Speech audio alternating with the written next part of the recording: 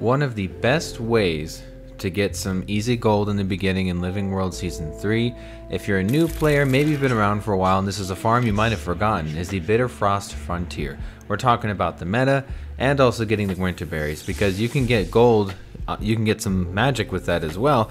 Also, you can get some easy ascended gear if you're looking to gear yourself up past the exotics, and here's some easy ways to do it.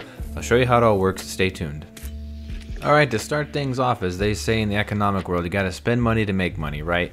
Now, with this one, you can use the magic that you gather from the events and things such as that to enhance this Coda's Flame mastery that you do acquire. In order to make it a little bit easier, you sprint and do things like that. It's not necessary, but what is necessary is you do actually have to unlock the mastery itself. So what I recommend doing first, before you get too crazy in this zone, you go off and right off into the sunset, you do need to unlock that mastery. Start there, and then we'll continue forward.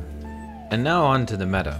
Now remember, if you really do feel uncomfortable with trying to do it by yourself and you're not sure the lay of the land, you can always follow the commander. Usually there's a commander tag that pops and you can just kind of follow them around.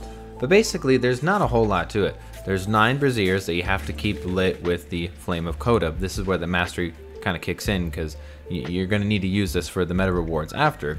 But you're just going to be fighting off some basic mobs, and then after that, champions start arriving and everyone just swarms the champions, take the champions out. Once 9 of them are defeated, then the meta is over, and now you get to the reward of that.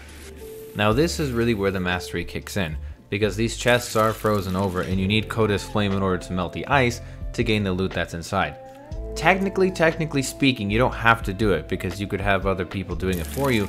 But if you're playing like a solo like I do and you're kind of casually going through these metas, farming when you want to farm on your time and your dime, then basically you will at least want to have that mastery done, so that if there's no one else around trying to hit those chests that you are, you can at least melt them. But a lot of times people are there, and usually they're faster than me, so they kind of do it for me, but it's just nice to have.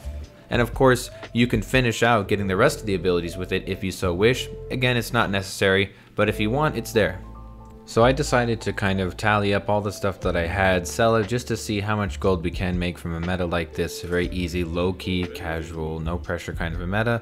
And for the sake of brevity, like always, I'm just outright selling stuff. I'm not doing sell orders, just to kind of get you an idea of what you can make. And what you can make is actually not that bad. You know, I got about 5 gold and some change, so I'm just going to round it up for good measure. 5.5 gold, let's just say.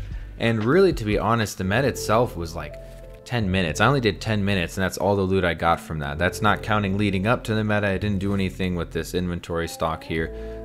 And of course, you can't just perpetually run this meta, but when it does strike and you can do it, I mean, you can get a decent chunk of change. Just do this meta, do the Winterberry Farm, which we're going to touch on next, and then just go about your day to do your other farms if you want. It's actually not too bad. Now on to actually farming the Winterberry bushes. These bushes are great because they give you some magic that you can use to buy other things. You can use them as pieces in order to buy like ascended gear and things like that, or just some vanity items as well, but we're talking about farming today. So as far as doing it, really on the outskirts of the map, as you're just going around, you'll see the bushes on your mini map. You just go up and you grab a couple. According to the fast farming community, there's about 42 total you can get each and every single day.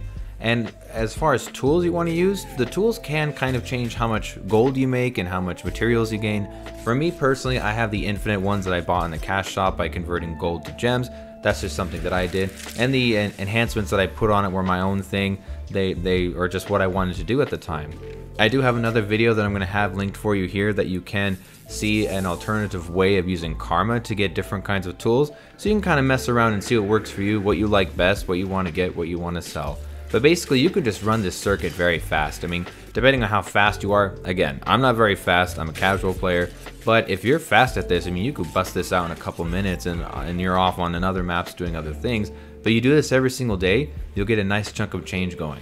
Alright, so I figured I'd walk you through the vendors so you can kind of see what's going on. It's right in the middle of the map, of course. Here you see it, just you walk up to the top and you got it, or you fly up, whatever. But here's the main part with like the ascended materials. You see right here, 1, 2, 3. You have a ring, a back piece, and an earring. It doesn't take that much Unbound magic. In fact, if you only consume like 50 berries, you'll get like over 1,000, because it's not a static amount for each berry. But I mean, you get this very easily. Really, it's just getting the amount of berries that you need in order to actually get these items. But if you're trying to get ascended, this is one of the best ways to get yourself off on the right foot, even for your alts as well. There's other things you can get here for vanity items. You can get this buff, which is a stacking buff. All the maps have it, and basically it allows you to get karma while you kill foes while you're in that specific zone. It's actually very good. The sooner you get it, the better, obviously, because you have it for longer. So if you do want to get a lot of karma, I would recommend doing some of this. I haven't even maxed this all out myself yet.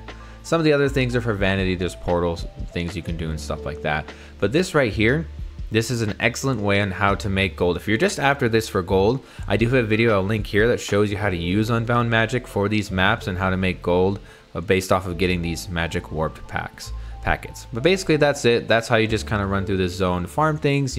You can get Unbound magic, you can use it, you can get ascended materials. But also one more thing I'll show you here.